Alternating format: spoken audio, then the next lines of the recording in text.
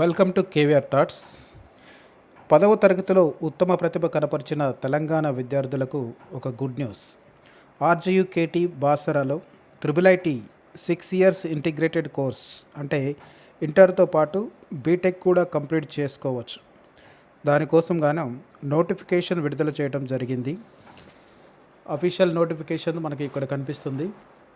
ఇలా online applications are invited from eligible candidates for admission in 6 years integrated course. మీకు application starting date వచ్చి 1st June నుంచి 22nd is the last date for application. Evening 5 o'clock వరకు ఉంది.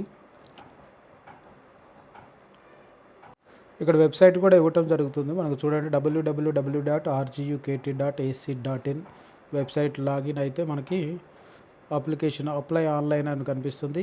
దాంట్లో నుంచి application చేసుకోవచ్చు. ఇక్కడ చూడండి, మనకి మానిటర్లో కనిపిస్తుంది వెబ్సైట్ నేమ్. ఇక్కడ చూడండి, ఆర్జీయుకేటీ బాసర్ అని టైప్ చేస్తే మనకి వెబ్సైట్ ఓపెన్ అవుతుంది. ఇక్కడ www.rgukt.ac.in దాన్ని క్లిక్ చేస్తే మనకి వెబ్సైట్ అనేది ఓపెన్ అవుతుంది.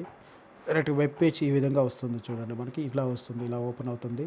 దీంట్లో ఇక్కడ అడ్మిషన్స్ కింద మనకు ఉంటుంది యూజీ అడ్మిషన్స్ 24-25 అని.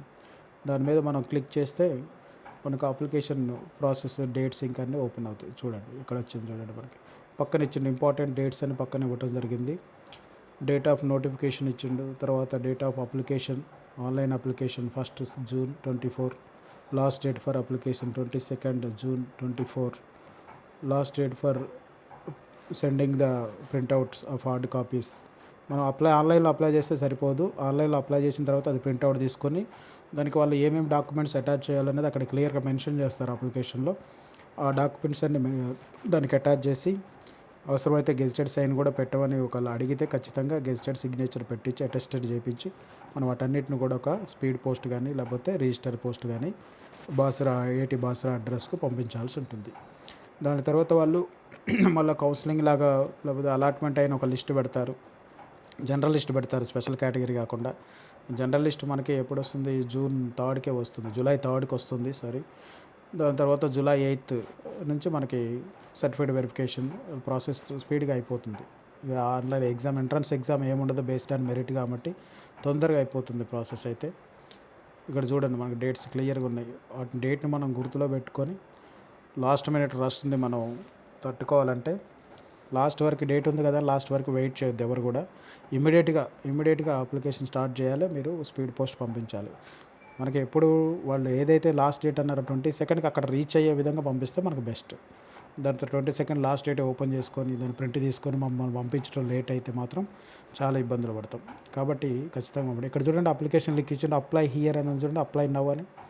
అప్లై నవ్ మీద జనరల్ కేటగిరీ లింక్ వేరే ఉంది, ఎన్ఆర్ఐ కోటా లింక్ వేరే ఉంది.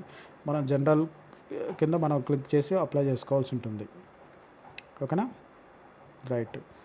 కాబట్టి మనం లాస్ట్ మినిట్ రష్ తట్టుకోవాలంటే ఇమ్మీడియట్గా ఇప్పుడే మనం అప్లై చేసుకోవటం మాత్రం మంచిది. కాబట్టి అన్నీ సర్టిఫికేట్ మనకి మరి మెమో రాలేదు, ఇవన్నీ ఏం ఆలోచించద్దు. కంప్యూటర్ మెమో సరిపోతుంది మనకి. ఆన్లైన్ రిజల్ట్ మెమో ఏదైతే ఉందో అది సరిపోతుంది. దానికి అటాచ్ చేసుకొని క్యాస్ట్ సర్టిఫికేట్ ఉంటే పాతది ఉన్నా సరే క్యాస్ట్ సర్టిఫికేట్ అటాచ్ చేయండి. ఇన్కమ్ సర్టిఫికేట్ రాకపోతే అప్లై చేసినాక వాళ్ళు ఇచ్చిన ఎక్నాలజ్మెంట్ పెట్టండి. ఒక ఇన్కమ్ సర్టిఫికేట్ అడిగితే, బోనఫైడ్ టీసీ అడిగితే బోనఫైడ్ టీసీ ఏది ఉంటే అది, ప్రస్తుతానికి ఏది ఉంటే అది అటాచ్ చేసి పంపించండి. దాని తర్వాత వెరిఫికేషన్ అప్పుడు మనం అన్ని సర్టిఫికేట్లు కూడా తీసుకొని అక్కడ అటెండ్ అయితే సరిపోతుంది. మరి ఎవరు అప్లై చేయొచ్చు? ఇక్కడ చూస్తే మనకు డిపార్ట్మెంట్స్ చూడండి, చాలా డిపార్ట్మెంట్స్ ఉన్నాయి ఇందులో. మనకి దాదాపుగా 1500 సీట్లు అయితే ఉంటాయి ఇందులో, అన్ని డిపార్ట్మెంట్స్ కలిపి. చూడండి, bioscience, chemical engineering, chemistry, civil engineering, computer science engineering, electronics and communication engineering, electrical engineering, humanities, business management కూడా ఉంది, మ్యాథమెటిక్స్ ఉంది, అన్ని బ్రాంచెస్ ఉన్నాయి. అన్నిటికి కలిపి అయితే మనకి ప్రతి అకాడమిక్ ఇయర్ కూడా టోటల్ సీట్స్ 1500 ఫిల్అప్ చేయడం జరుగుతుంది. 150 more will be filled under the 10% EWS quota. 10% EWS కోటాలో మనకి ఇంకొక 150 అదనంగా ఫిల్అప్ చేయడం జరుగుతుంది. ఈ 1500 సీట్లు కూడా 85% of the total seats are allotted for state students, అంటే Telangana, only for Telangana students. ఇంకొక 15%కి మాత్రం ఏపీ స్టూడెంట్స్ కూడా మనతో పాటు కాంపిటేటివ్కి వస్తారు అలాంగ్ విత్ తెలంగాణ స్టూడెంట్స్. అంటే ఆ 15%లో మెరిట్లు ఎవరుంటే వాళ్ళు ఏపీ స్టూడెంట్ ఉంటే ఏపీ స్టూడెంట్, తెలంగాణ స్టూడెంట్కి రావడం జరుగుతుంది. ప్రతి సంవత్సరం కూడా ఈ 15% సీట్స్ ఖచ్చితంగా ఏపీ స్టూడెంట్స్ ఎక్కువ మంది అలాట్ చేసుకోవడం జరుగుతుంది. ఎందుకంటే మెరిట్లో మనకంటే కూడా వాళ్ళు ఎక్కువ ఉండటం వల్ల వాళ్ళకు పోతున్నాయి. కానీ దాదాపుగా ఈ 2-3 సంవత్సరాలు చూసుకుంటే తెలంగాణ వాళ్ళు కూడా బాగానే పోటీ పడుతున్నట్టు కనిపిస్తుంది. అరౌండ్ సరే మరి ఎవరికి వస్తుంది సీట్ వచ్చే అవకాశం ఎవరికి ఉంటుంది అంటే 10/10 అంటే 10 జీపీఏ ఎవరైతే వచ్చిందో వాళ్ళు ఖచ్చితంగా అందరూ అప్లై చేసుకోవాలి. 10 జీపీఏ వచ్చిన వాళ్ళకి ఫస్ట్ ప్రిఫరెన్స్ ఉంటుంది. తర్వాత 9.5 అండ్ అబోవ్ స్టూడెంట్స్ వీళ్ళు ఎవరికి అవకాశం ఉంటుందంటే స్పెషల్ కేటగిరీ క్యాండిడేట్స్ ఎవరైతే ఉంటారో ఈడబ్ల్యూఎస్ కాకుండా పిహెచ్సి కానీ లేకపోతే ఎన్సిసి కోటాలు లేదంటే స్పోర్ట్స్ కోటా ఇలాంటి స్టూడెంట్స్ వాళ్ళు 9.5 అండ్ అబోవ్ జీపీఏ ఉన్నా కూడా అప్లై చేసుకుంటే వచ్చే ఛాన్సెస్ చాలా ఉంటాయి. జనరల్గా 9.8 అండ్ అబోవ్ వాళ్ళకి జనరల్గా ఛాయిస్ అయితే ఉంటుంది. మరి అసలు 10 జీపీఏ వచ్చిన వాళ్ళు ఎంతమంది ఉన్నారంటే ఈ సంవత్సరం మనం చూసుకుంటే దాదాపుగా around 8,883 candidates are got 10 GPA in SSC examinations. ఈ ఇయర్ మనకి 8,883 స్టూడెంట్స్ 10 జీపీఏ వాళ్ళు ఉన్నారు. కానీ వీళ్ళందరూ అప్లై చేసుకుంటారా? చేసుకోరు. అప్లై చేసుకున్న వాళ్ళందరికీ వస్తుందా? రాదు. దీనికి కూడా క్రైటీరియా ఉంది. ఎప్పుడైతే అసలు ఈ బాసరా IIIT ఎస్టాబ్లిష్మెంట్ ఉద్దేశమే గ్రామీణ ప్రాంతాల్లో మెరిట్ స్టూడెంట్స్ కోసం ఇది ఏర్పాటు చేయడం జరిగింది. ఎవరైతే రూరల్ ఏరియాలో చదువుకొని ఎస్పెషల్లీ రెసిడెన్షియల్ ప్యాటర్న్లో చదువుకొని వాళ్ళ విద్యార్థులకి ఎక్కువ ప్రిఫరెన్స్ ఫస్ట్ ప్రియారిటీ ఇవ్వటం జరుగుతుంది. వాళ్ళు ఎవరైతే రూరల్ ఏరియాలో చదువుకొని రెసిడెన్షియల్ విద్యార్థులు, ప్రభుత్వ పాఠశాలలో చదువుకున్న విద్యార్థులు 10/10 లేదా 9.8 అండ్ అబోవ్ తెచ్చుకొని ఉంటే వాళ్ళకి ఖచ్చితంగా సీట్ వచ్చే అవకాశం ఉంటుంది. దాని తర్వాత ప్రైవేట్ పాఠశాల స్టూడెంట్స్కి ఇవ్వటం జరుగుతుంది.